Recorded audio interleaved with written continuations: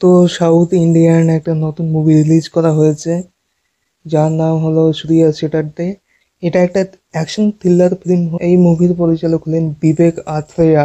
29 August অর্থাৎ গতকাল এই মুভিটা রিলিজ করা হয়ে গেছে।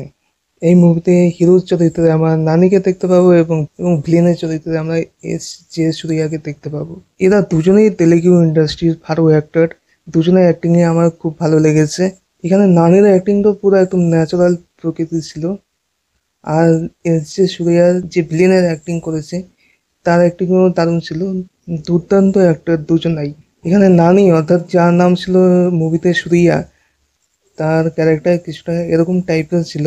গল্পটা হলো একজন প্রচণ্ড রাগী মানুষের, যে ছোটবেলা থেকেই খুব রাগী ছিল, যে শুধু শনিবার দিনই তার রাগ প্রকাশ করতে পারতো। এর কারণ আমি এখানে বলবো না, বললে স্পয়লার হয়ে যাবে। সপ্তাহে 6 দিন কারোর সাথে ঝগড়া হলে সে একটা ডায়েরিতে নোট ডাউন করে রাখতো, এবং 7 দিনের দিন অর্থাৎ শনিবার সে তার পুরো রাগ উসুল করে নিত। গল্প লেখক এই কাহিনীটাকে এরকমভাবে তুলে ধরেছেন যাতে এক নর্মাল হিরো ভিলেনের কাহিনীটাকে অন্যরকম ভাবে দেখতে লাগে। আপনারা দর্শকরা এই ব্যাপারটা খুব এনজয় করবেন হলে। যখন যখন স্ক্রিনে হিরোর এন্ট্রি হয় এবং অ্যাকশন সিন দেখানো হয়, তখন ব্যাকগ্রাউন্ডে একটা মিউজিক বাজে।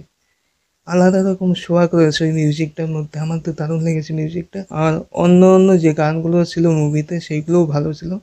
একটা প্রবলেম হলো এই মুভিটা একটু বেশি লম্বা করে দিয়েছে। কিছু কিছু সিন কাট করে দিলেও কোনো প্রবলেম ছিল না।